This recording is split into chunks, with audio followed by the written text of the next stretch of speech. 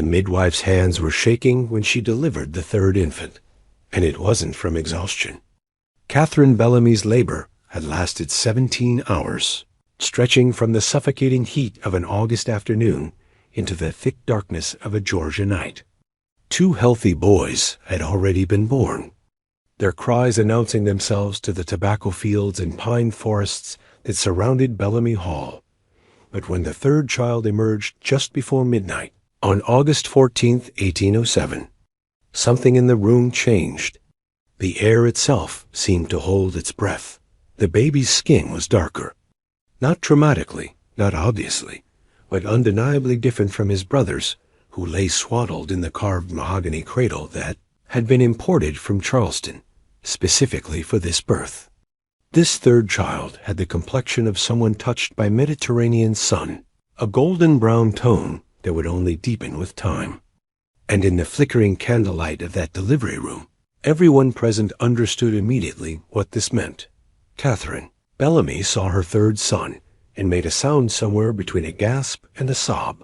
Her eyes, wild with pain and terror, found the face of the enslaved woman standing nearest to the bed. Patience. That was her name. Patience, who had been with Catherine since the day she arrived at Bellamy Hall as a bride of 16, who had dressed her hair and laced her corsets and kept her secrets for 7 years. Their eyes met, and in that moment, an unspoken understanding passed between them. A transaction. A conspiracy.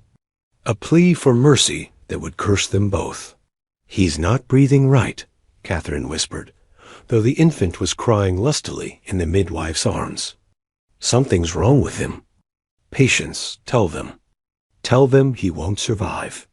What happened in the hours that followed would remain buried in courthouse records, hidden letters, and the careful silence of enslaved witnesses for over 2 centuries. Tonight, we're going to uncover what really took place at Bellamy Hall on that sweltering Georgia night, when a desperate mother made a choice that would destroy far more than she could possibly imagine. And when one woman's act of compassion became the most dangerous secret anyone could keep. Bellamy Hall stood 23 miles inland from Savannah, positioned on a rise that overlooked 1,500 acres of prime tobacco and cotton land. The plantation had been in the Bellamy family for 3 generations, built on wealth accumulated through shipping interests and strategic marriages.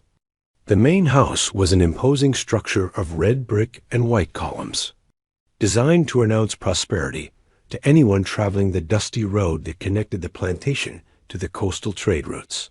Catherine had arrived here in 1800 as Catherine Winters, the third daughter of a Charleston merchant family whose fortune was respectable but not spectacular. Her marriage to James Bellamy had been celebrated as a triumph, an alliance between old Southern money and newer coastal wealth.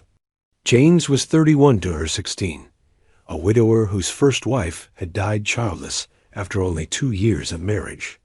He needed an heir. Catherine needed security. The arrangement made perfect sense to everyone involved, but 7 years of marriage had brought Catherine nothing but heartbreak. She had conceived 4 times and lost every pregnancy. The first miscarriage came just months after her wedding, mourned quietly and attributed to her youth. The second followed a year later, prompting worried letters from her mother about Catherine's constitution and her ability to fulfill her wifely duties. The third pregnancy made it to 5 months before ending abruptly one winter night, leaving Catherine bleeding and delirious with fever for a week. After that loss, James had stopped coming to her bedroom. Not officially, not with any announcement or confrontation, but simply through absence. He spent more time in Savannah on business, more evenings in his study with his ledgers and brandy, more attention devoted to anything that wasn't his disappointing wife. The enslaved household whispered about it, though never where Catherine might hear. But she knew. She felt the weight of her failure every day, measured it in James's cold politeness and her mother-in-law's barely concealed contempt. The 4th pregnancy had surprised everyone. Catherine had been 22 then, had stopped hoping. had resigned herself to a childless marriage that would eventually see James's younger brother inherit everything. But somehow, impossibly, she had conceived again. This time, James paid for doctors from Savannah to attend her. This time, the household walked on eggshells, afraid that any disturbance might end this pregnancy like all the others. And this time, miraculously, Catherine carried to term. More than that, she was carrying multiples. Dr. Harrison, the physician who attended to the wealthier families in the region, had detected unusual quickening in her 7th month and confirmed that Catherine would deliver twins, possibly triplets. The news had sent waves of relief and celebration through Bellamy Hall. James's coldness thawed slightly. His mother stopped her caustic comments about barren wives. Even the enslaved workers seemed to breathe easier, knowing that a successful birth might lift the oppressive tension that had settled over the plantation. What no one knew, what Catherine had never told anyone, was that these children might not all be James's dot in the spring of 1806. James had traveled to Charleston for 6 weeks to settle a complicated business matter involving his shipping interests. The trip had been planned for months, essential for the family's financial security. Catherine had remained at Bellamy Hall, claiming the pregnancy made travel impossible, though she wasn't yet showing. Those 6 weeks had been the loneliest of her life, rattling around the enormous house with only the servants for company. James's mother having gone to visit relatives in Virginia. It was during those weeks that Catherine had noticed Benjamin. Really noticed him in a way that felt dangerous, even as it happened. Benjamin was not supposed to exist the way he did at Bellamy Hall. He had been purchased 3 years earlier from a plantation in North Carolina, bought specifically because he could read and write and keep accounts, a rare and valuable skill among enslaved men. His father had been a white overseer, his mother an enslaved woman who had somehow managed to teach her son letters before being sold away when Benjamin was 12. Now 28, Benjamin served as James's personal secretary when the master was home, managing correspondence and records with meticulous care. What made Benjamin even more unusual was his appearance. He was light-skinned enough to pass for white in certain lighting, with gray eyes and straight dark hair that he kept carefully short. His mixed ancestry was noted in his purchase documents, but never discussed openly. He existed in an uncomfortable liminal space, too educated and too white-looking to be treated like other enslaved workers, but ultimately still property, still subject to every cruelty the system could inflict. During James's absence, Benjamin had continued his work, organizing papers in the plantation office, preparing documents for the master's return. Catherine had found herself inventing reasons to visit the office. She needed information about household accounts. She had questions about correspondence with her family in Charleston. She wanted to review the inventory of the storage buildings. All excuses transparent to anyone paying attention, to spend time in that wood-paneled room where Benjamin worked with quiet efficiency. Their conversations had started innocently enough. Catherine asking questions about plantation business, Benjamin answering with careful respect, never looking directly at her, always maintaining the proper distance a slave was expected to keep from his master's wife. But slowly, imperceptibly, something had shifted. Catherine began lingering longer, asking questions that had nothing to do with business. What books had Benjamin read? Did he remember his mother? What did he think about when he worked alone? Benjamin had answered carefully at first, sensing danger.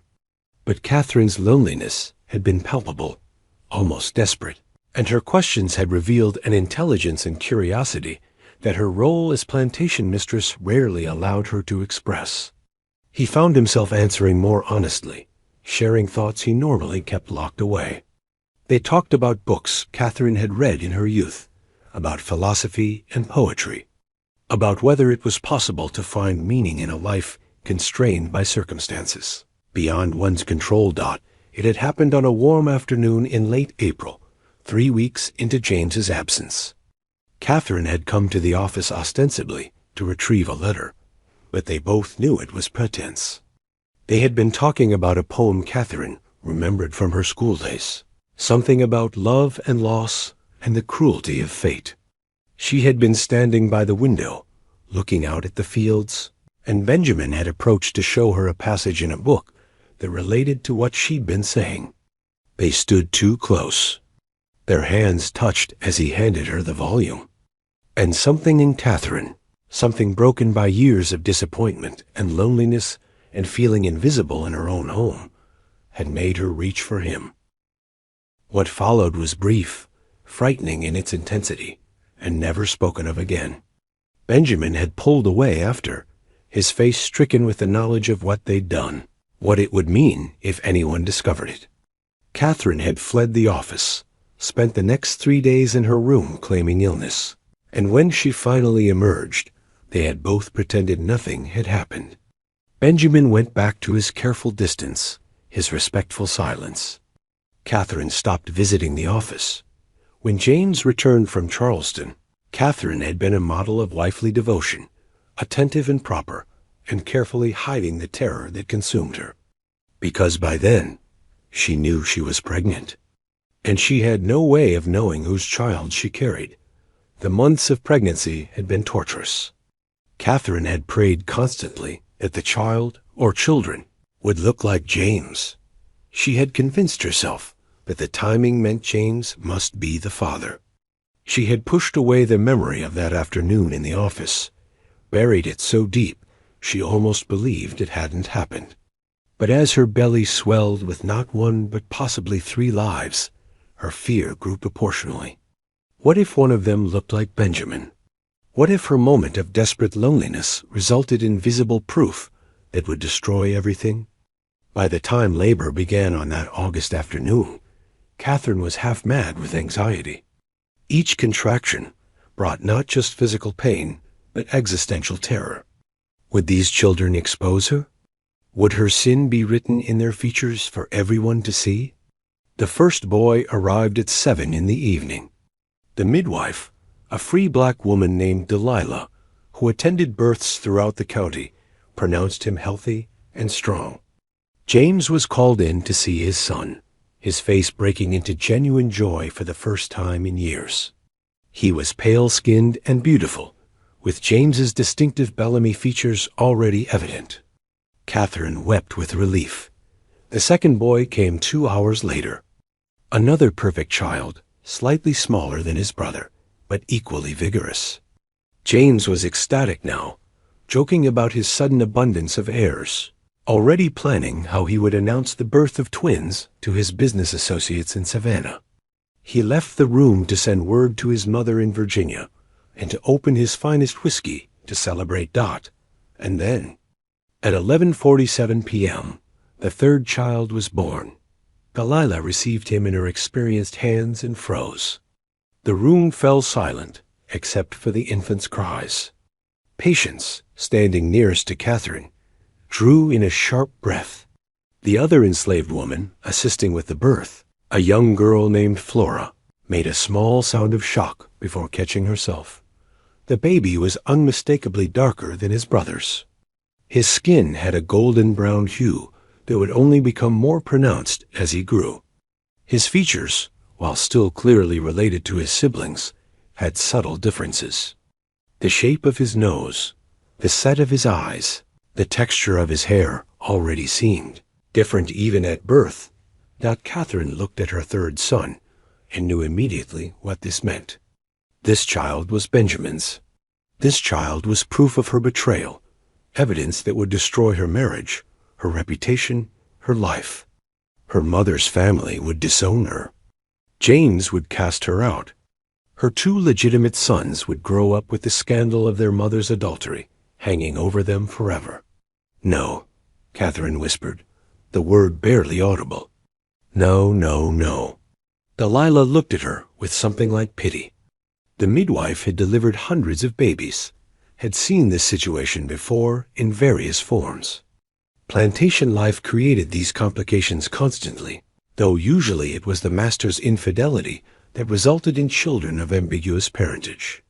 A mistress's betrayal was far rarer and far more dangerous. "Miss Catherine," Delilah began carefully, "the child seems healthy enough." "Though he's not," Catherine interrupted, her voice rising with panic. "Look at him. He's not breathing right. Something's wrong. He won't survive. Tell them. Tell my husband that the third baby is too weak." Patience moved closer to the bed, her face carefully blank.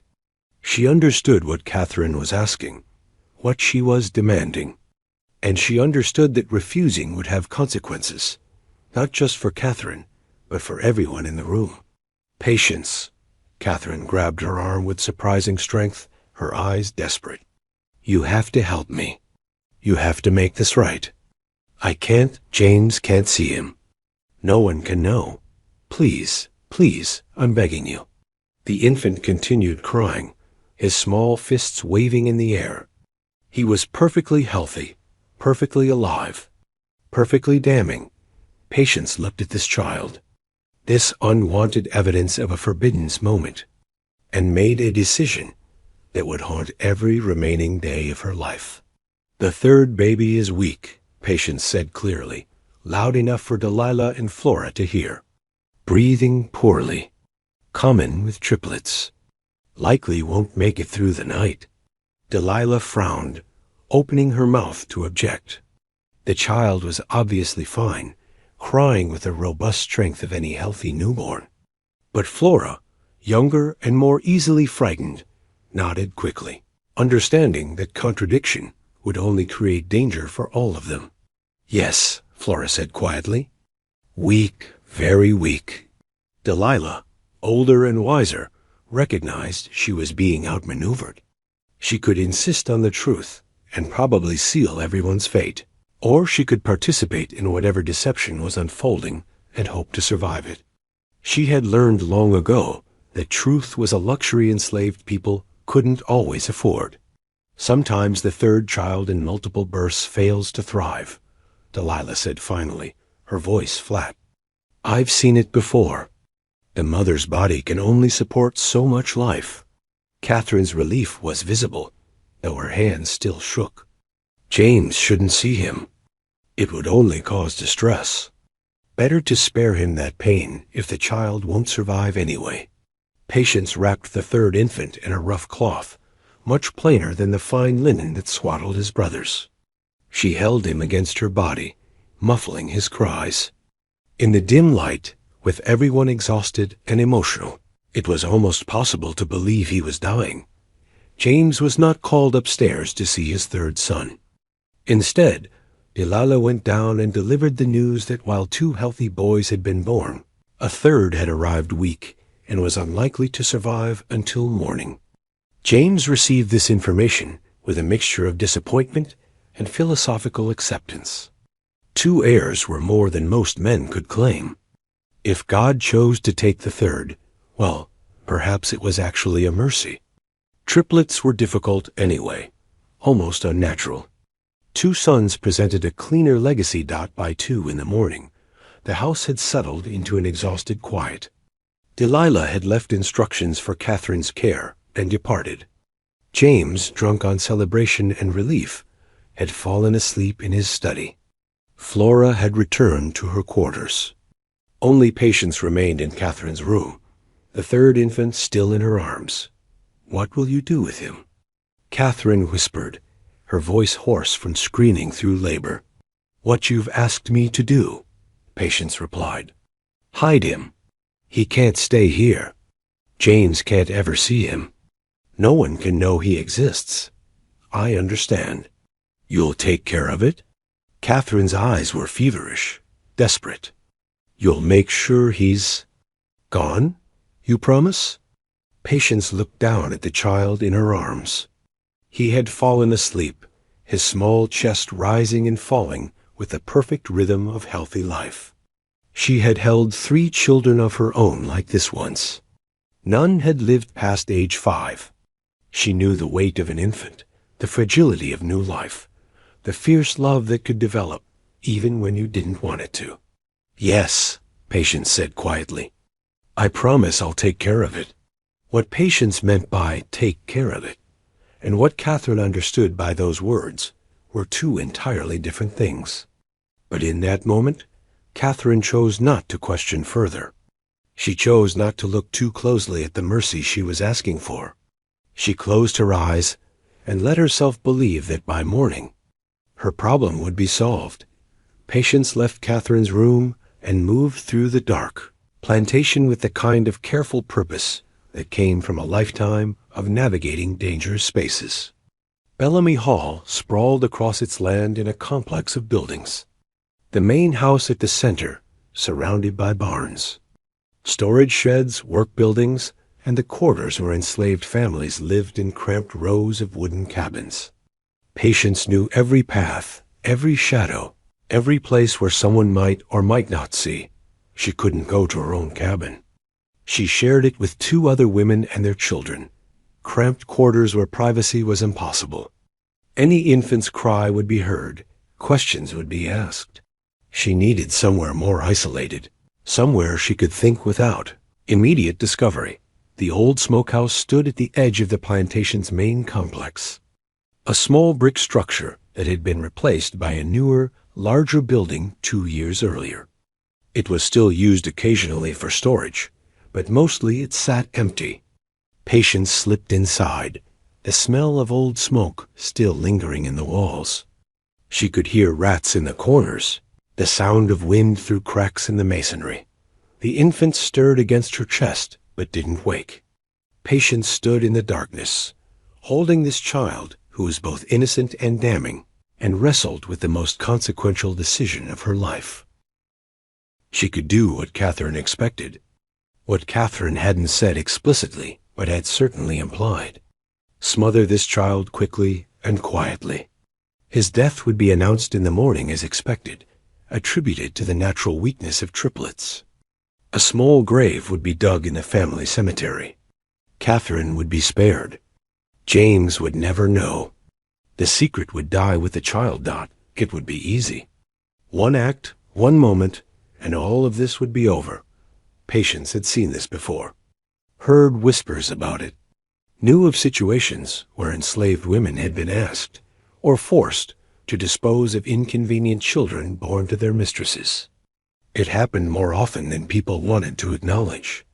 And usually, the women complied because refusing meant punishment or death.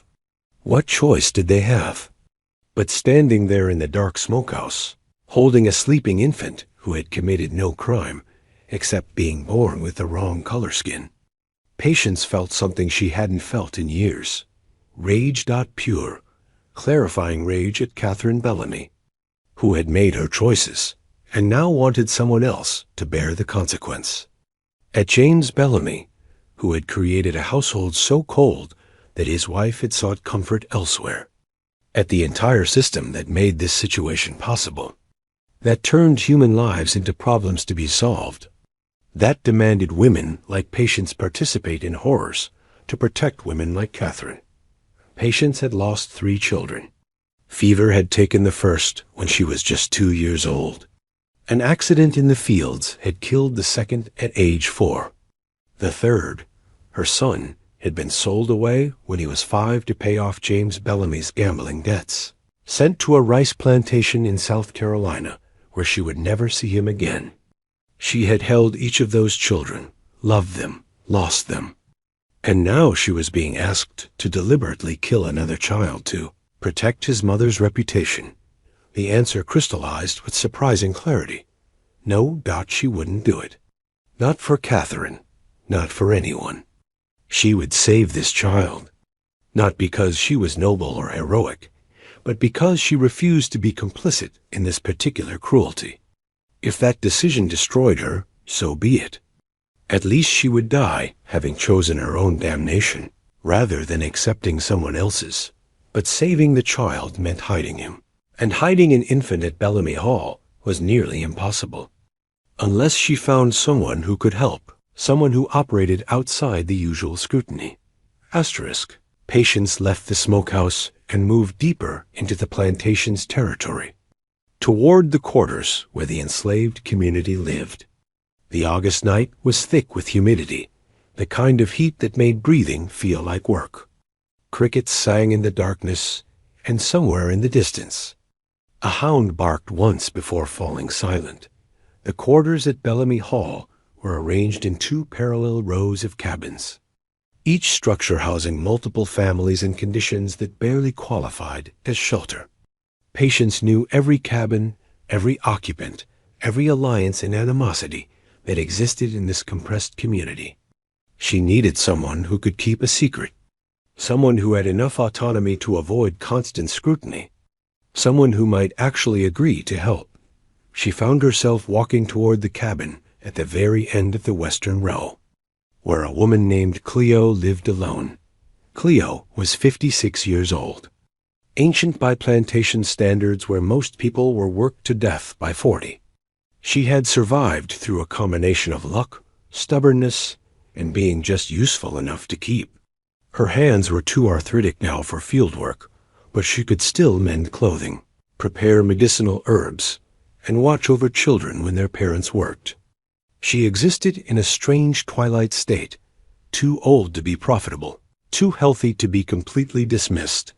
Cleo had outlived 2 husbands, 5 children, and countless friends.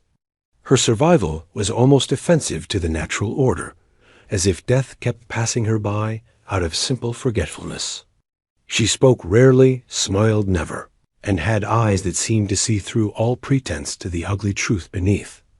Patience knocked softly on Cleo's door. It opened almost immediately, as if the old woman had been waiting. "Thought you might come here," Cleo said, her voice rough from decades of field hollers and swallowed screams. Her eyes moved to the bundle in Patience's arms. "That Miss Catherine's 3rd baby?" It wasn't a question. "Yes," Patience said simply. "The one that's supposed to be dying?" "Yes, but he ain't dying, is he?" Cleo stepped back, opening the door wider. "Come in before someone sees you." Patience entered the small cabin. It was sparse, just a pallet for sleeping, a rough table, a single chair, and shelves lined with jars of herbs and roots. The air smelled of dried plants and old smoke. Cleo lit a candle, casting shadows that danced across the walls. "Let me see him," Cleo said. Patience unwrapped the cloth slightly, revealing the sleeping infant's face. Cleo looked at him for a long moment, her expression unreadable. "Shows his daddy's blood," Cleo said finally. "Whoever his daddy really is." "Miss Catherine wants him gone," Patience said. "Asked me to hide him. Make sure he disappears." "Hide him where?" "Gone how?" Cleo's eyes were sharp. "Say what you mean, girl. Did she ask you to kill this child?" Patience's throat tightened. She didn't say it outright. "But yes, that's what she meant. And you brought him to me instead." Cleo nodded slowly. "So you ain't willing to do her killing, but you need someone to help you defy her. That about right?" "I won't kill a baby for his mother's sin," Patience said, her voice stronger than she felt. "I won't do it." "Noble of you," Cleo said, though her tone suggested nobility was a luxury neither of them could afford. "But you know what you asking? You asking me to help raise a white man's child in secret. You asking me to risk everything for a baby that ain't mine, ain't yours, born from circumstances that got nothing to do with us." "I know," Patience said quietly, "but I'm asking anyway." Cleo was silent for a long moment, studying the infant's face. Finally, she reached out and took the bundle from Patience's arms. The child stirred slightly, made a small sound, then settled against Cleo's chest as if he belonged there. "Why would I do this?" Cleo asked. "Give me one good reason." "Because you can," Patience said. "Because you're old enough that nobody pays much attention to your business anymore. Master James doesn't come down to the quarters unless there's trouble. Long as the work gets done, he don't care who lives where, or with who. You could say he's your grandson from that daughter who was sold to Alabama years back." People might talk, but nobody would question it direct. This was largely true. The enslaved quarters operated with a degree of autonomy born from the master's willful ignorance. As long as the plantation ran smoothly, as long as cotton and tobacco got harvested and profits kept flowing, James Bellamy preferred not to involve himself in the daily lives of the people he owned. Children appeared and disappeared through birth, death, sale, and sometimes escape. Tracking individual lives seemed pointless to him. And when he gets older? Cleo pressed. When he starts looking more and more like those Bellamy boys? When people start noticing the resemblance and asking questions? Then we deal with it, Patience said. But at least he'll be alive to get older. At least we'll have given him that much. Cleo looked down at the child in her arms. This unwanted evidence of his mother's betrayal. This living secret that could destroy everyone involved. You know this going to end bad, Cleo said finally. Secrets like this always end bad. They grow and fester, and eventually they explode. And when they do, it won't be Miss Catherine who pays the price. It'll be us. You understand that? I understand, Patience said. But I'd rather face that consequence than kill him tonight. Cleo was quiet for another moment, then sighed. All right. I'll do it. Not for Miss Catherine's sake, and not even for yours. I'll do it for him. She looked at the infant's face. He didn't choose this. Didn't ask to be born into this mess. Maybe he deserves a chance, even if it's a slim one. Thank you, Patience whispered. Don't thank me yet, Cleo said. We ain't out of this by a long shot. What's his name? Patience realized Catherine had never named him. He had been born and immediately marked for erasure, unworthy of even that small recognition. Gabriel, Patience said, choosing the first name that came to mind. Call him Gabriel. Gabriel, Cleo repeated, testing the weight of it. The messenger angel. The one who brings news, good or bad. That's fitting, I suppose. This child surely bringing news to this household, whether they ready for it or not. Patience helped Cleo prepare for Gabriel's care, bringing what supplies she could without raising suspicion. A cloth for diapers, a bottle for milk that Cleo would have to beg from the nursing mothers in the quarters, herbs for any potential illness.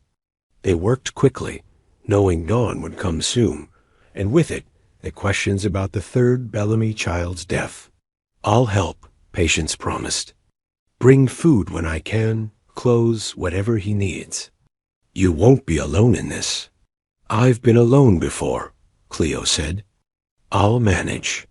You just make sure you can live with what you've done. Because you crossed Miss Catherine tonight. She asked you to solve her problem one way, and you solved it another. That's betrayal, far as she's concerned. And white folks don't forget betrayals from people like us.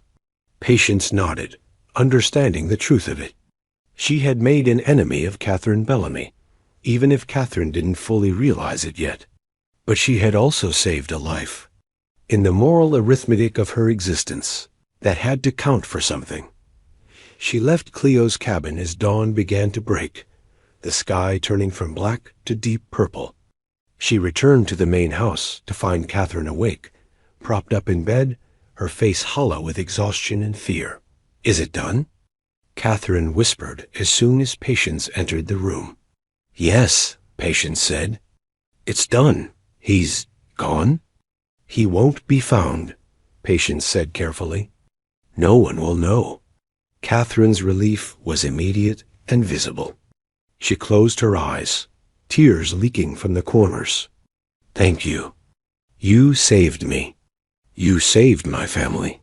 Patience said nothing. She had not saved Catherine.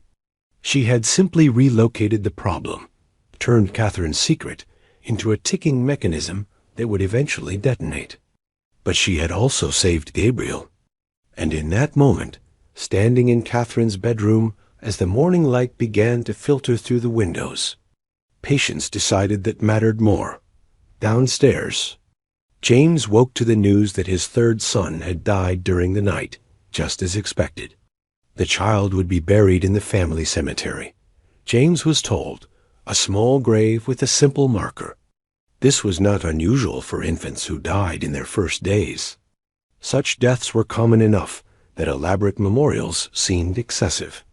Except there was no body to bury. Patience had anticipated this problem. She found a stillborn infant from a slave woman who had delivered 3 days earlier, a tiny girl who had never drawn breath. The woman was grief-stricken, but also practical. When Patience explained that the dead infant was needed to maintain a fiction that might protect everyone in the quarters from unwanted scrutiny, the woman agreed. Her daughter's small body was placed in the fine wooden coffin that had been prepared for Gabriel. Dressed in the clothes meant for him, buried with all the ceremony appropriate for a master's son, James attended the burial, standing grim-faced as the traveling minister said words over the tiny grave.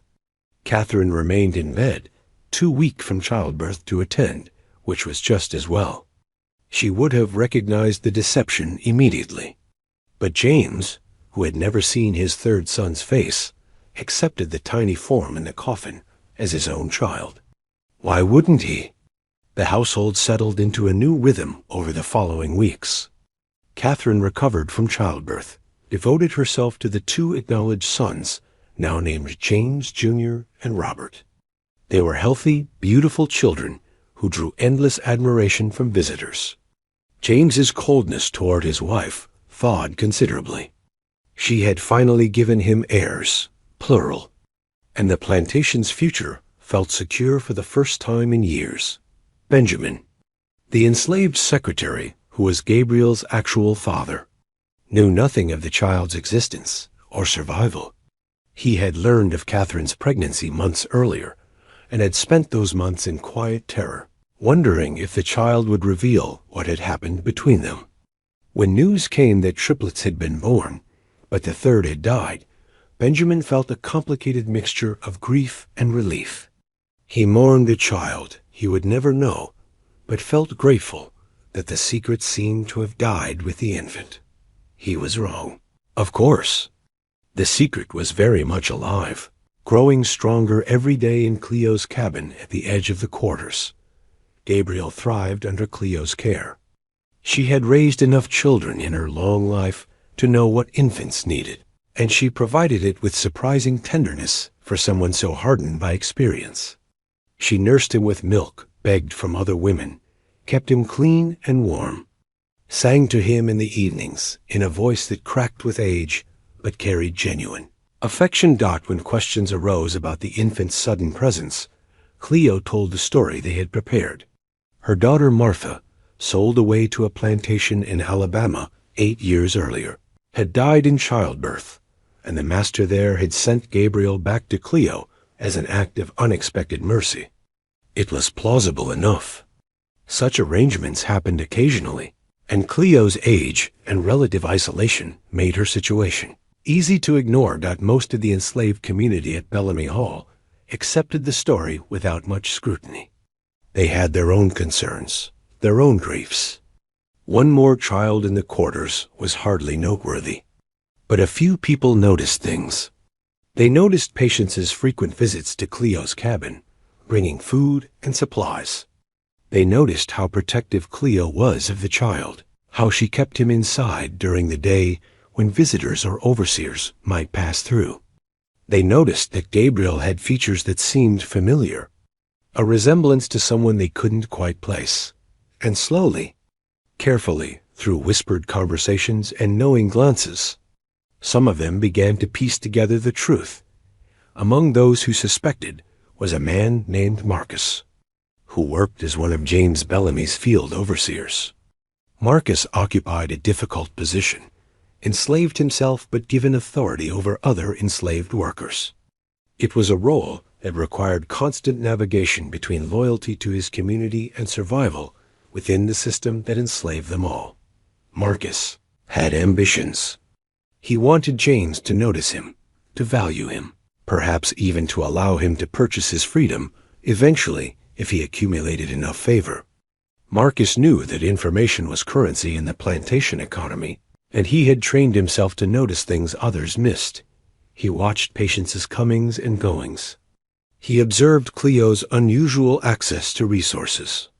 He studied Gabriel when Cleo brought him outside in the early mornings, noting the child's complexion, his features, the way his face seemed to echo other faces Marcus saw every day.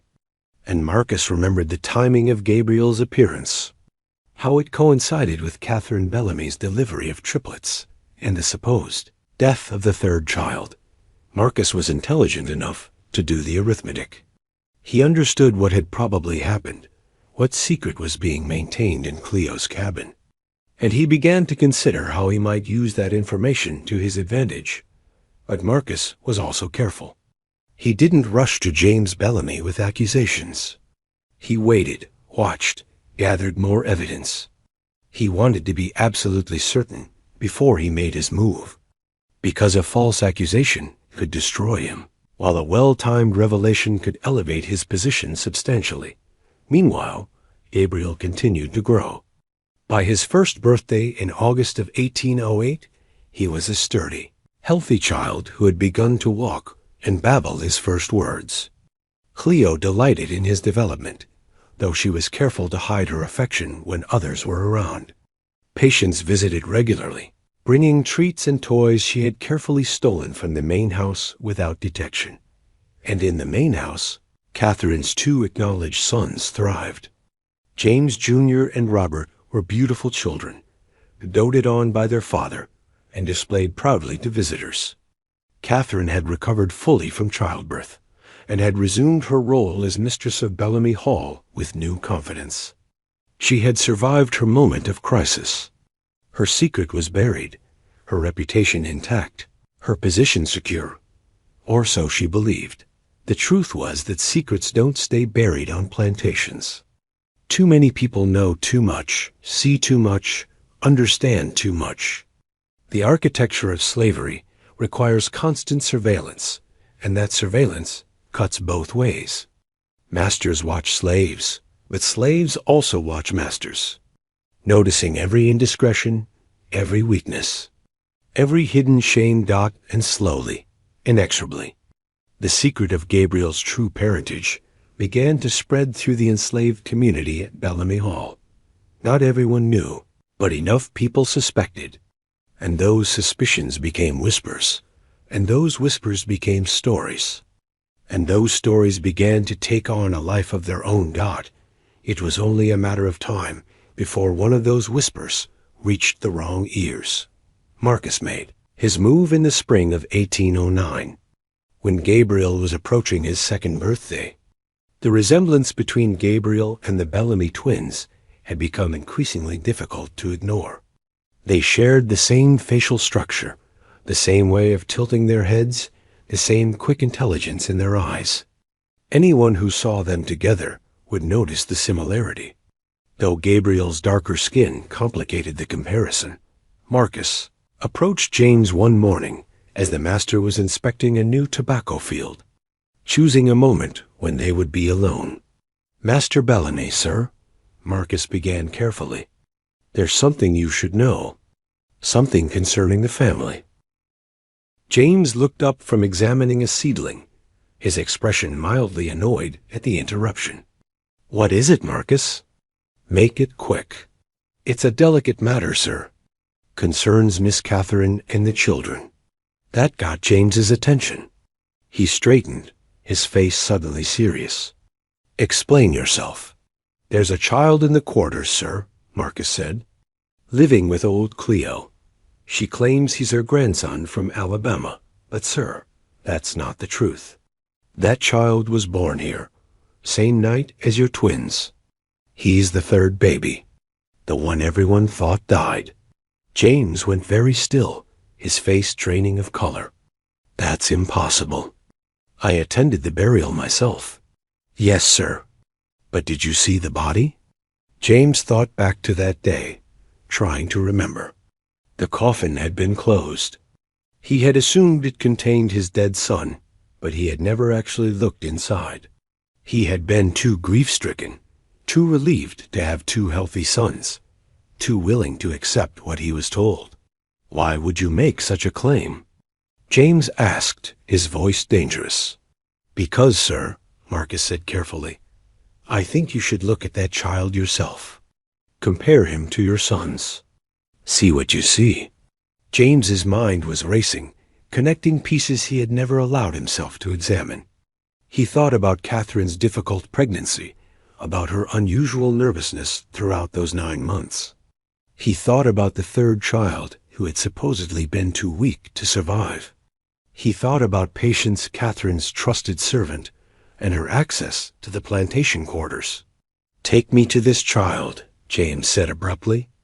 Now, Marcus led James through the plantation grounds toward the quarters. It was mid-morning, a time when most people were working, but Cleo was old enough to be excused from field labor. She was sitting outside her cabin, and beside her, playing with a carved wooden horse, was Gabriel. James stopped 20 feet away, staring. The child looked up, met James's gaze with eyes that were unmistakably Bellamy eyes.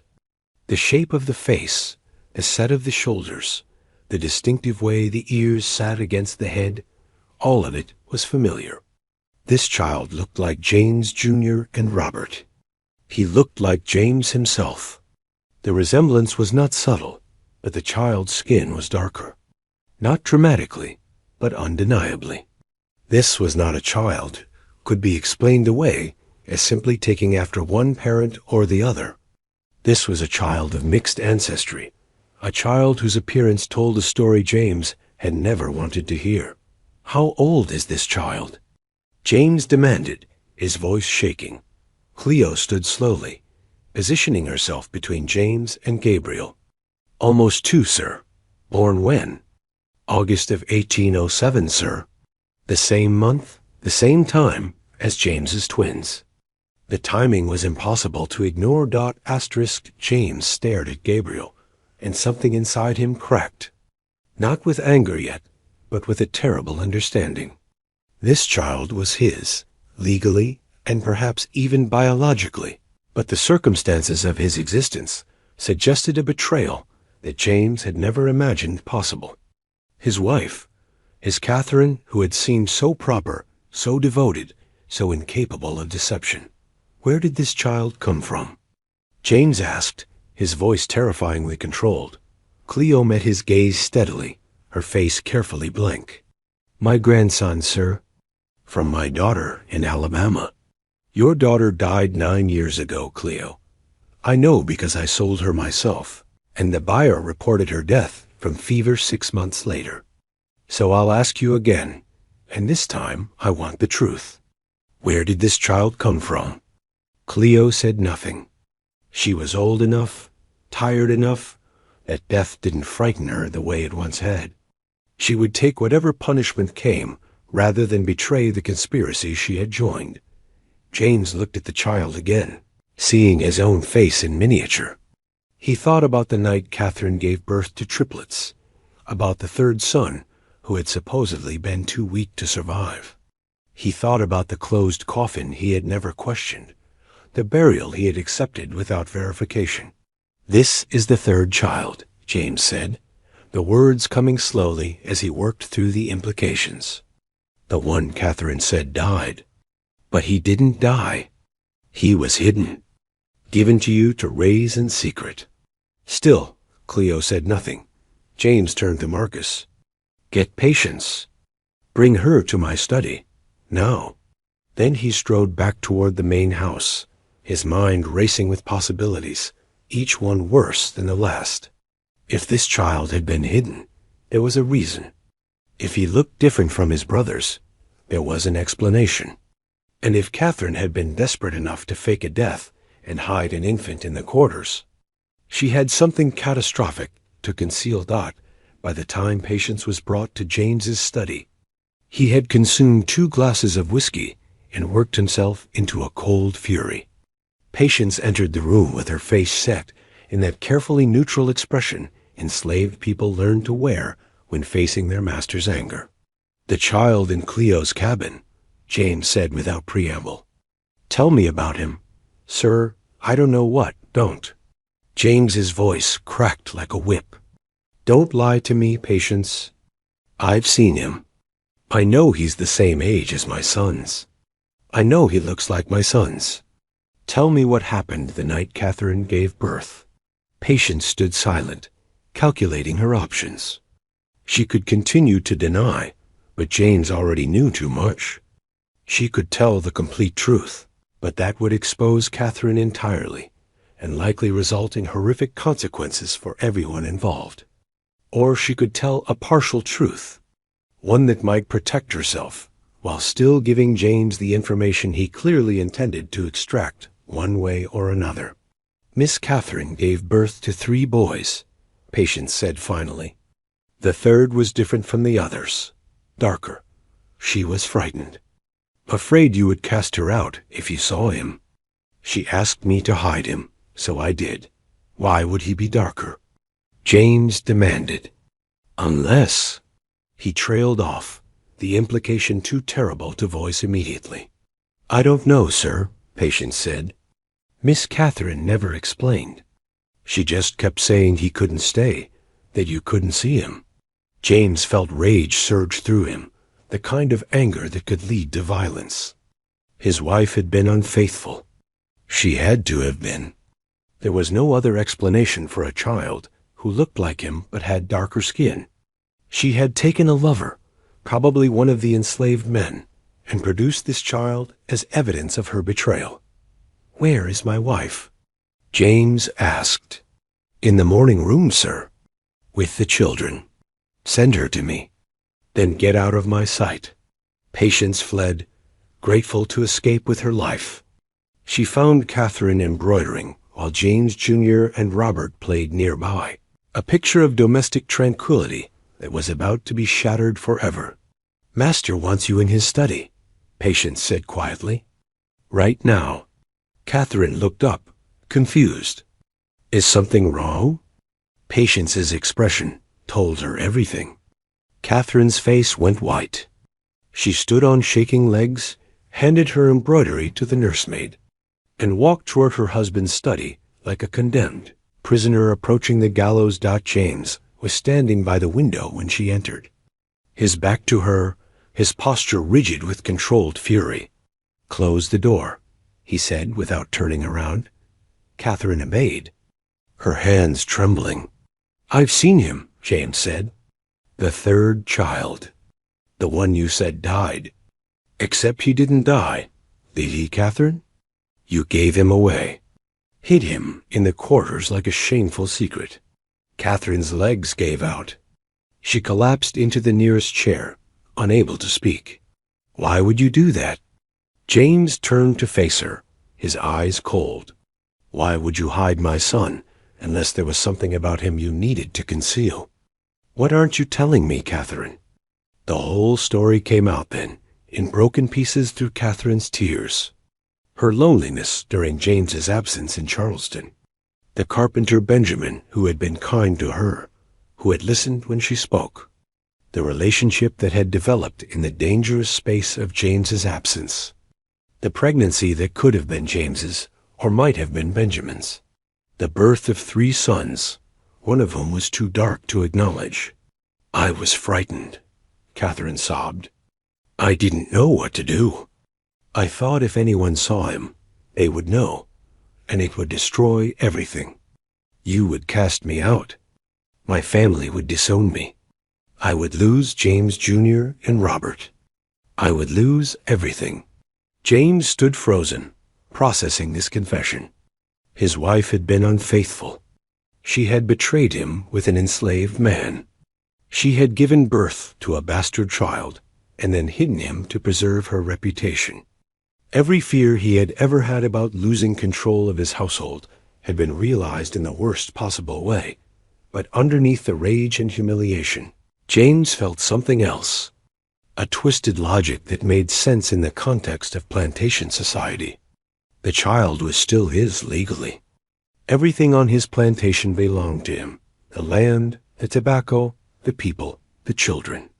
Catherine's infidelity was a betrayal, certainly. But it didn't change the fundamental ownership structure that governed his world.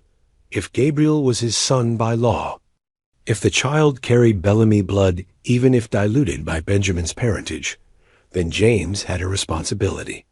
Not a loving responsibility, not a paternal one, but a legal and financial one. The child was property, investment, lineage. This realization didn't calm James's fury, but it redirected it. He wasn't angry at the child. He was angry at Catherine for her deception, at Benjamin for his presumption, at the entire situation that had placed him in this impossible position. "Where is Benjamin?" James asked coldly. "I don't know," Catherine whispered. "He's probably in the plantation office." "Not anymore." James's voice was ice. "He'll be sold by the end of the week. I won't have him on my property another day." "James, please. Did you think I would allow him to stay?" James laughed bitterly. "Did you think I would tolerate the presence of my wife's lover under my own roof? He's gone. Today, if possible." Catherine said nothing. There was nothing she could say. Benjamin's fate had been sealed the moment she confessed. "As for the child," James continued, "he cannot stay here either. His presence is evidence of your betrayal. Every time I see him, I'll see my failure to control my own household. He needs to disappear. Properly this time." "What do you mean?" Catherine's voice was barely a whisper. "I mean he'll be sold. Far away, to someone who will never connect him to this family. He's young, only 2 years old, but there are buyers who take children that age for training as house servants. It can be arranged quietly." "No," Catherine said, surprising herself. "Please, James, he's just a baby. He didn't choose any of this." "Neither did I," James snapped. "But here we are. This is the only solution. The child goes, Benjamin goes, and we never speak of this again. Is that understood?" Catherine wanted to argue, wanted to beg for mercy, but she knew James was right in his cruel logic. Gabriel's continued existence at Bellamy Hall was impossible. Every day he remained was a day the secret might be exposed to the wider community. Already too many people knew or suspected. It was only a matter of time before the scandal spread beyond the plantation. "When?" Catherine asked, her voice hollow. "I'll make arrangements this week. There's a slave trader in Savannah who handles difficult sales discreetly. He'll find a buyer who won't ask questions." Over the next 3 days, James moved with cold efficiency to eliminate the evidence of his household's shame. Benjamin was sold first, to a rice plantation in South Carolina. The sale completed so quickly that Benjamin barely had time to understand what was happening before he was shackled and loaded onto a wagon bound for the coast. He died 2 years later from malaria, never knowing he had a son. Gabriel's sale took longer to arrange. The Savannah trader James contacted was willing to take a 2-year-old child, but finding a buyer required discretion and time. The child was light-skinned enough to raise questions about parentage, and those questions could lead to speculation that James desperately wanted to avoid. While James negotiated Gabriel's fate, word of the impending sale spread through the enslaved community at Bellamy Hall. Cleo, who had raised Gabriel for nearly 2 years, was devastated. She had known this day might come, but knowing hadn't made her any more prepared. Patients visited Cleo's cabin the night before Gabriel was scheduled to be taken to Savannah. She found the old woman sitting in the darkness, Gabriel asleep on her lap. "They taking him tomorrow," Cleo said, her voice empty of emotion. "Master James sending him away. Won't even say where." "I know," Patience said quietly. "I'm sorry. I thought hiding him would save him. I was wrong." "You wasn't wrong," Cleo said. "You gave him 2 years of life he wouldn't have had otherwise. 2 years is something. 2 years is more than nothing. But now he'll be sold to strangers, sent somewhere we can't protect him. We couldn't protect him here neither. Cleo interrupted. Child was doomed from the moment he was born, looking the way he does. At least this way, maybe he goes somewhere that don't know his story. Maybe he gets a chance to just be a boy instead of evidence. Patience sat beside Cleo in the darkness, both women silent with grief. They had tried to save Gabriel, had managed to give him 2 years of love and care, and now he would be taken from them as completely as if they had never known him. I wish I could go with him, Cleo said finally. Wish I could follow wherever they're taking him, make sure he's all right. But I'm too old, too worn out. I'll be dead before he's grown, and he won't remember me at all. He'll remember, Patience said, though she wasn't sure it was true. Children that young rarely retained clear memories. Gabriel would grow up with fragments at best, impressions of warmth and safety that he wouldn't be able to name.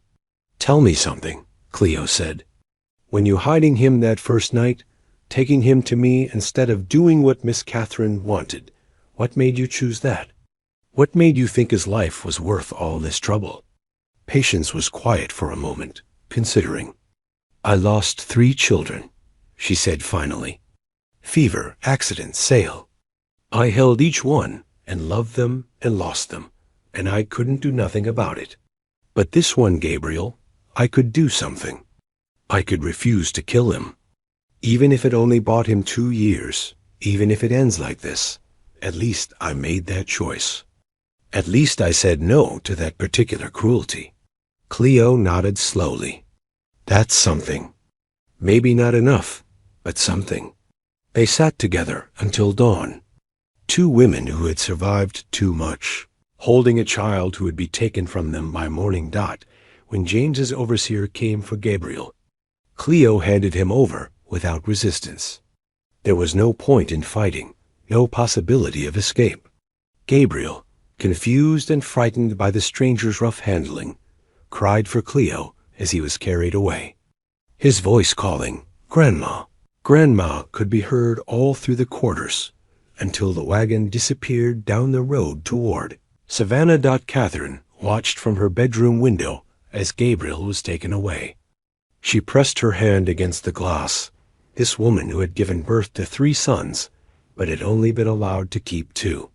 She should have felt relief that the evidence of her betrayal was finally being removed. Instead, she felt a hollow grief that she couldn't name. For a child she had never allowed herself to claim. The wagon carrying Gabriel reached Savannah 3 days later. The trader, a man named Silas Cooperton, who specialized in problematic sales, examined the child with a practiced eye. Gabriel was healthy, intelligent-looking, and light-skinned enough to work as a house servant in a wealthy home. Cooperton decided he could sell the boy easily, despite his young age. But finding the right buyer took time. Cooperton needed someone who wouldn't ask too many questions about a 2-year-old's parentage, someone who valued discretion and was willing to pay for it. He kept Gabriel in a holding facility with other enslaved people awaiting sale. A crowded warehouse near the docks where the smell of salt water and human misery mixed together. Gabriel cried constantly those first weeks, calling for Cleo, refusing to eat, withdrawing into a traumatized silence that worried even the hardened traders. Children this young sometimes died from the shock of separation, and Cooperton couldn't afford to lose his investment. It was during Gabriel's 3rd week in Savannah that something unexpected happened. A ship arrived from Boston, carrying a Quaker family named Whitmore who were traveling south to establish a school for free black children in Charleston. Samuel and Abigail Whitmore were in their 40s, childless, committed to the abolition of slavery through education and gradual emancipation. They had come to Savannah to purchase supplies for their school and happened to walk past Cooperton's holding facility. Abigail heard a child crying inside and, against Samuel's cautionary advice, went in to investigate.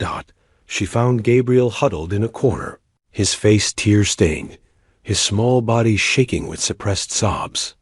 Something in his expression, some mixture of terror and resilience, spoke to Abigail's heart in a way she couldn't explain. How much for the child? She asked Cooperton. The trader assessed her carefully. Quakers were known abolitionists, troublesome people who asked difficult questions. But they also had money and were willing to pay premium prices for enslaved people they intended to free. $300, Cooperton said. Inflating the price significantly, Samuel Whitmore tried to negotiate, pointing out Gabriel's young age and traumatized condition. But Abigail was determined. She had the money, an inheritance from her father, and she intended to use it. They paid Cooperton's price and took Gabriel with them. Not as property, but as a child they intended to educate and eventually free when he came of age.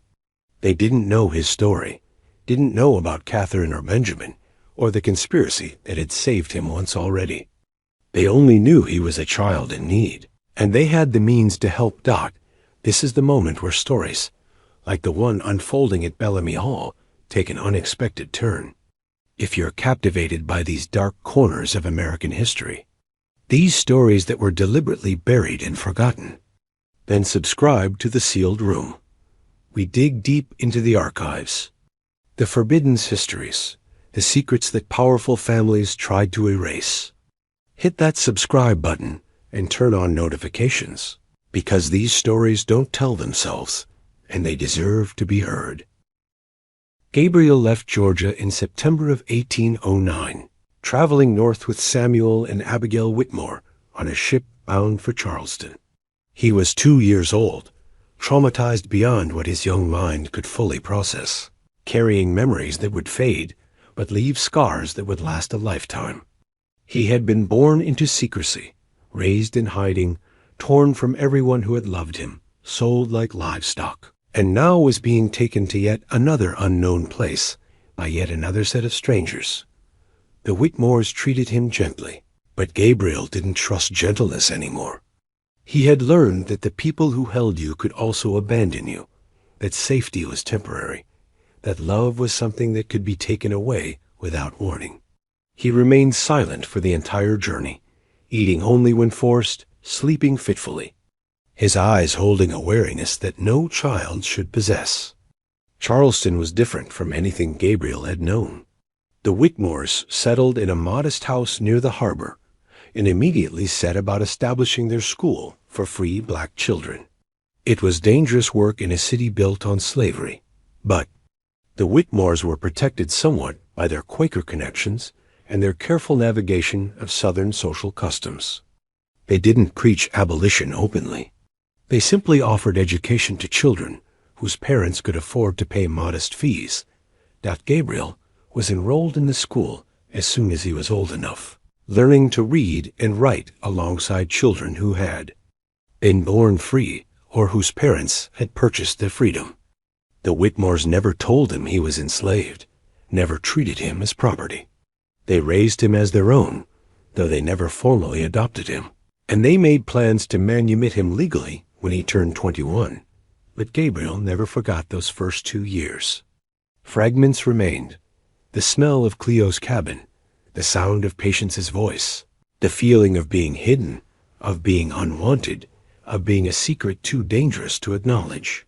He didn't understand the full story of his birth until he was 16.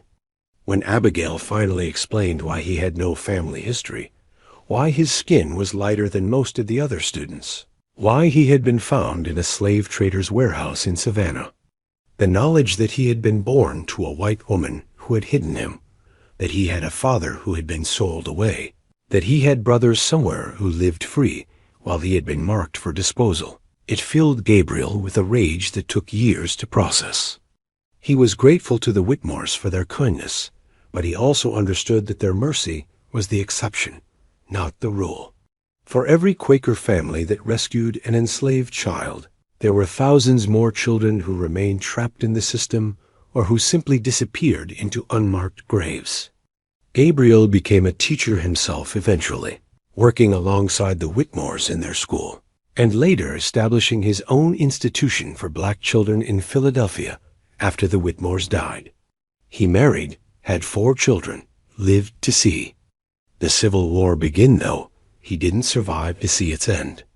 He died in 1863 at age 56 of pneumonia, surrounded by family who knew his story and honored his survival. His descendants would later try to trace his origins. Following the fragments of information Gabriel had shared about Georgia and a plantation and a mother who had been too frightened to keep him. But the trail went cold. There were too many plantations, too many hidden stories, too many records that had been deliberately destroyed or falsified. Gabriel's connection to the Bellamy family remained unknown to his children and grandchildren, a severed branch on a family tree that would never be reconnected.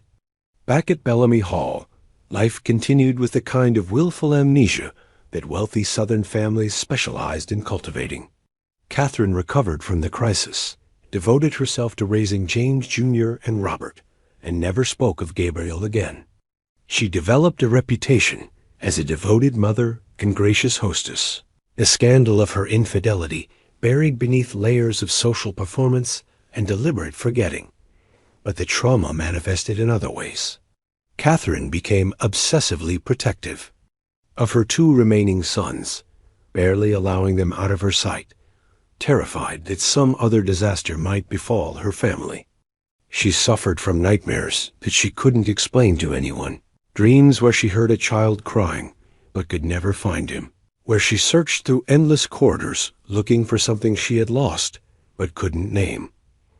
James never forgave her, not truly. Their marriage became a cold arrangement of mutual convenience, held together by social expectation and shared investment in their sons' futures. He took up with several enslaved women over the years, fathering at least 3 children with them, children who were acknowledged as his property, but never as his heirs. The hypocrisy was absolute, but also completely normalized within plantation society. James's indiscretions were acceptable. Catherine's had been unforgivable. Patience continued working in the main house for another 15 years before being sold in 1824 to settle James's gambling debts. She was 48 then, worn down by decades of service, sent to a cotton plantation in Alabama, where she died 3 years later from overwork and exhaustion. Her journal, if she had kept one like Esther in the competitor's story, was never found. The story of Gabriel's birth and survival lived only in her memory, and she took it to her grave. Cleo survived Gabriel's departure by 4 years. She never spoke again after he was taken, simply stopped communicating with words, performing her tasks in the quarters but existing in a space beyond reach. She died in 1813 at age 60, and the few people who attended her burial whispered that she had been haunted by something, pursued by a grief that finally caught her.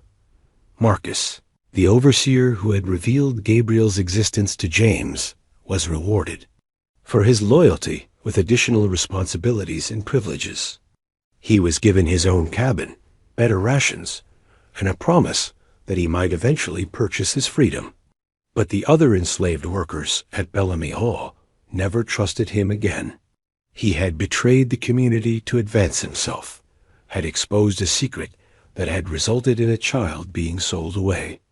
When Marcus tried to escape in 1815, hoping to reach the North and freedom, no one helped him. He was caught within 2 days, brought back, and whipped so severely that he died from infection a week later. His death was noted in James's ledger as a loss of property, nothing more. James Jr. and Robert grew up knowing something was wrong in their family, but never quite understanding what. They sensed their parents' mutual coldness, felt the oppressive secrets that hung in the air of Bellamy Hall.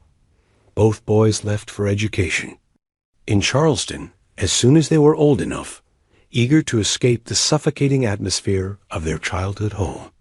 James Jr. became a lawyer and moved to Savannah, establishing a practice there and rarely returning to the plantation. Robert joined the military, served in the Seminole Wars, and eventually settled in Mobile, Alabama, where he married and had children of his own. Neither son wanted to maintain Bellamy Hall or continue their father's legacy. The place felt cursed to them, though they couldn't articulate why. James Bellamy died in 1832 at age 63, his body weakened by years of heavy drinking and the kind of stress that comes from maintaining too many secrets for too long.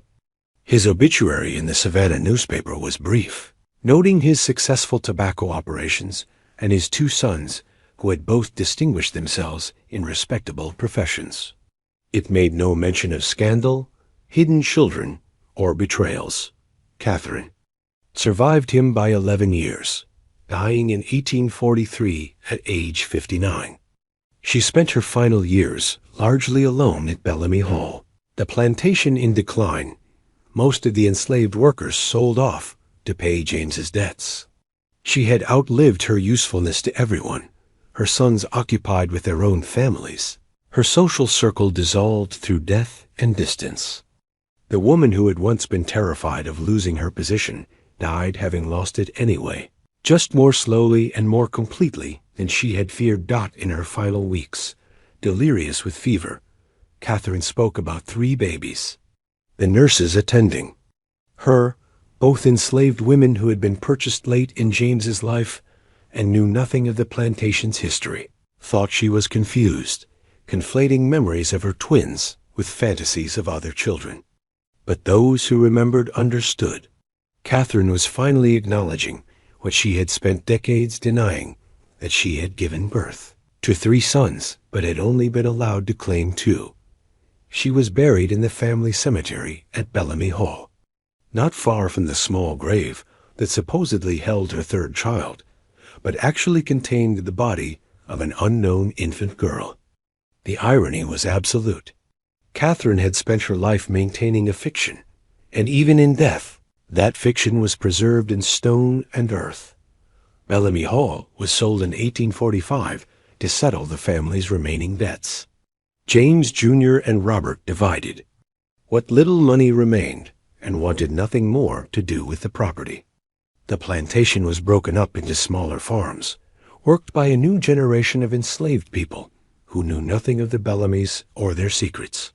The main house stood empty for years, slowly deteriorating from neglect. Local people claimed it was haunted, that you could hear a baby crying there at night, though whether that was genuine supernatural phenomenon or simply the guilt of a community manifesting as folklore is impossible to say.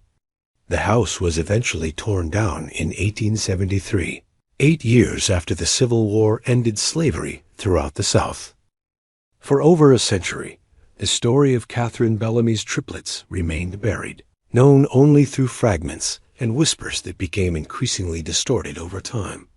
There were no journals like Esther's to document what had happened, no letters preserved in archives, no official records that acknowledged Gabriel's existence beyond a birth that was immediately falsified and a death that never actually occurred.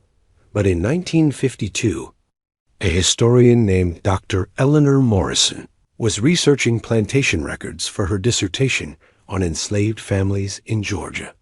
She was working through the Bellamy Hall archives, which had been donated to the State Historical Society by James Jr.'s great-grandson, who wanted nothing to do with his family's slaving past. Dr. Morrison found something unusual in the plantation's birth and death records. In August of 1807, 3 births were recorded on the same date too, listed as James Bellamy Jr. and Robert Bellamy, sons of James and Catherine Bellamy. The 3rd was listed simply as male infant, colored, with a notation that the child had died within hours of birth. But the handwriting for that 3rd entry was different from the others, added later. The ink a slightly different shade. Dr. Morrison also found records of a child named Gabriel, living in the quarters with an enslaved woman named Cleo, appearing in household inventories starting in late 1807. The child's presence was noted irregularly, suggesting he was hidden or not officially acknowledged. Then in 1809, there was a notation of sale. Male child, Gabriel, age 2 years, sold to S. Cooperton, Savannah. $300. Dr. Morrison spent 2 years following these threads. connecting fragments across multiple archives. She found Cooperton's sales records in Savannah, which showed the purchase of a 2-year-old boy, matching Gabriel's description by a Quaker family named Whitmore. She found records of the Whitmore School in Charleston, where a boy named Gabriel was listed as a student and later as a teacher. She found Gabriel's death certificate from Philadelphia in 1863, and through his descendants, who were still living, she learned the story Gabriel had told about being born on a Georgia plantation and hidden. As a child, because of his mixed parentage, pieces finally came together. Dr. Morrison published her findings in 1954 in a groundbreaking paper that documented how enslaved families and plantation mistresses sometimes collaborated in complicated conspiracies to save children marked for disposal due to their appearance. The paper caused significant controversy, challenging comfortable narratives about plantation life and forcing historians to acknowledge the complicated moral landscape that slavery had created. Gabriel's story became a case study in how hidden histories could be recovered through careful archival work and attention to the gaps and irregularities in official records. His descendants, contacted by Dr. Morrison, were stunned to learn their family's origin story, to discover that their ancestor had been born not to an enslaved woman, as they had always assumed, but to a white plantation mistress who had hidden him to protect her own reputation not in 1956. Gabriel's great-great-grandson, a man named Thomas Hayes, who worked as a civil rights attorney in Philadelphia, traveled to Georgia to see where his ancestor had been born. He stood on the grounds where Bellamy Hall had once stood, now just empty fields with a few foundation stones remaining, and tried to imagine the terror and desperation that had shaped his family's beginning. Thomas commissioned a historical marker to be placed at the site, over the objections of local historical societies who didn't want the area's slaving past acknowledged so explicitly. The marker was finally installed in 1964, and it reads, Site of Bellamy Hall Plantation, 1765 to 1845.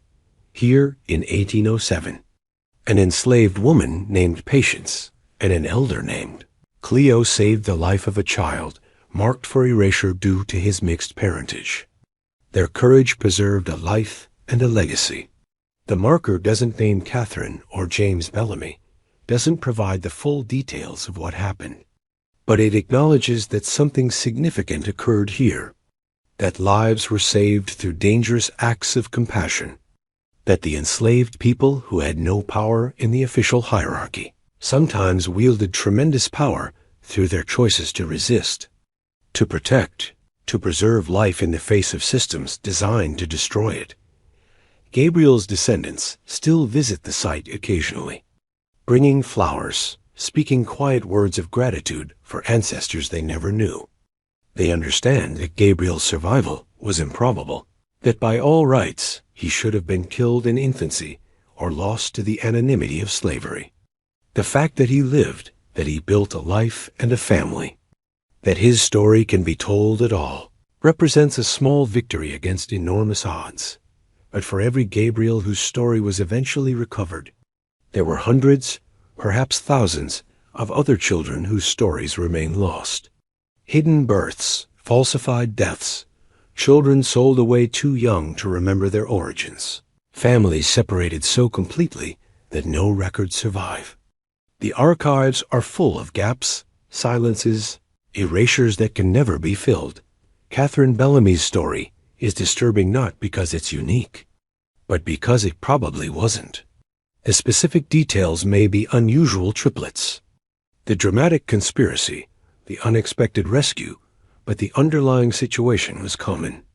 Plantations were places where sexual relationships crossed racial boundaries constantly, where children of ambiguous parentage were born regularly, where white families struggled to maintain fictions of racial purity while living in intimate proximity with the people they enslaved. The horror of this story isn't supernatural. It's profoundly human. It's about the impossible choices people made to survive systems that demanded their complicity in evil. It's about a mother who loved two of her children enough to fight for them, but couldn't extend that love to a third because his skin was the wrong shade. It's about a father who claimed ownership of everything on his plantation, except the responsibility to protect the most vulnerable. It's about enslaved women who are forced to navigate between their own survival and their moral obligations to protect the innocent. And most of all, it's about Gabriel, the unwanted triplet, the hidden child, the boy who was marked for death or erasure simply because his existence was inconvenient.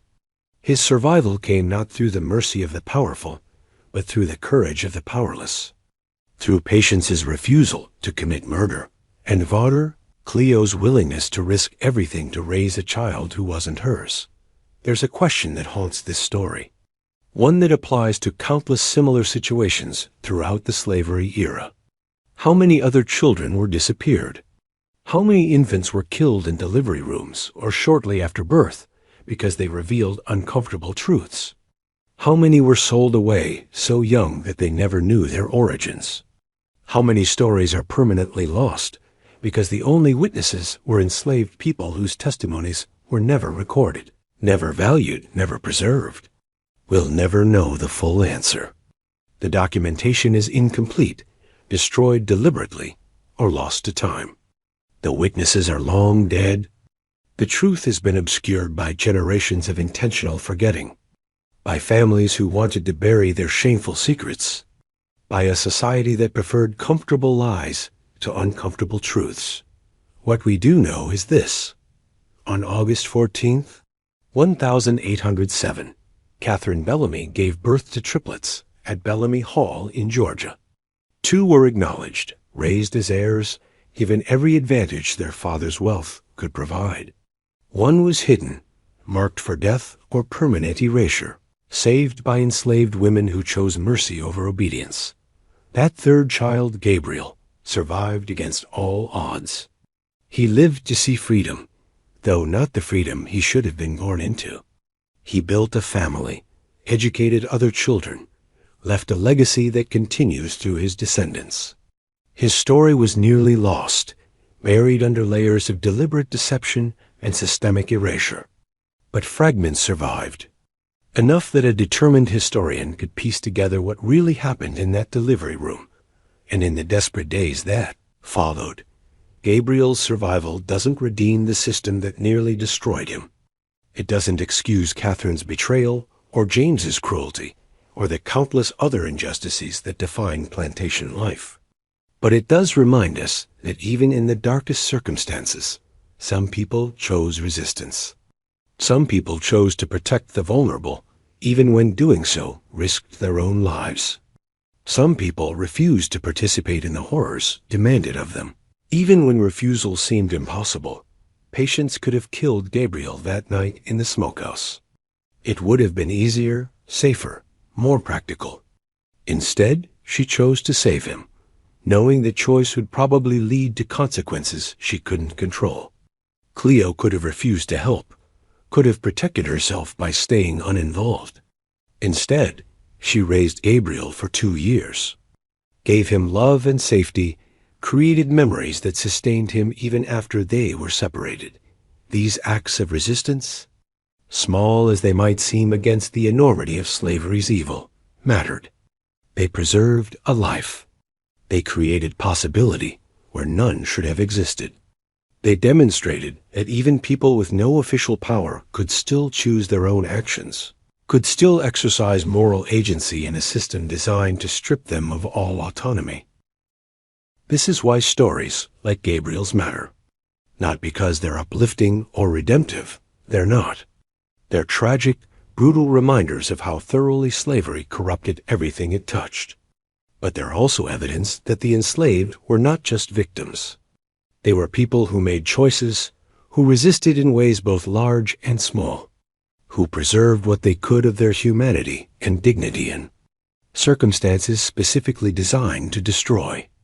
Both. The marker at the site of Bellamy Hall says that Patience and Cleo's courage preserved a life and a legacy. That's true.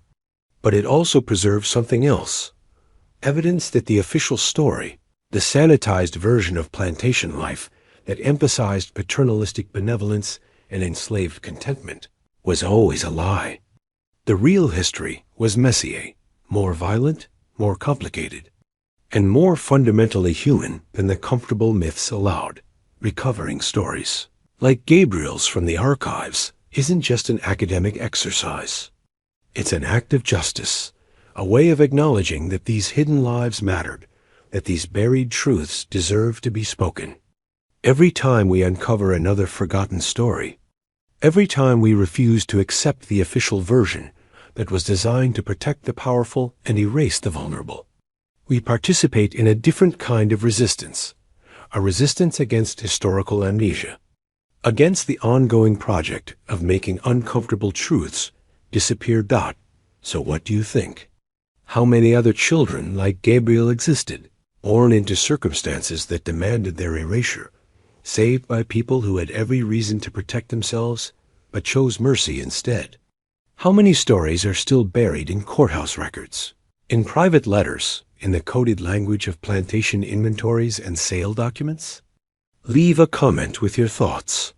Tell me if you've heard similar stories from your own family history or your own region. Share this video with anyone who needs to understand that American history is far more complicated and disturbing than we were taught in school. And if you want to keep exploring these dark chapters, these deliberately buried truths that powerful families spent generations trying to hide, then subscribe and hit that notification bell.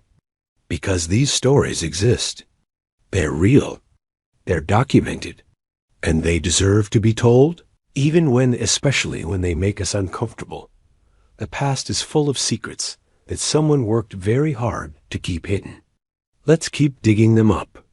Let's keep speaking the truths that were meant to die in silence. Because Gabriel survived. His story survived. And that means other stories can survive too, if we're willing to look for them. Thanks for listening. I'll see you in the next investigation.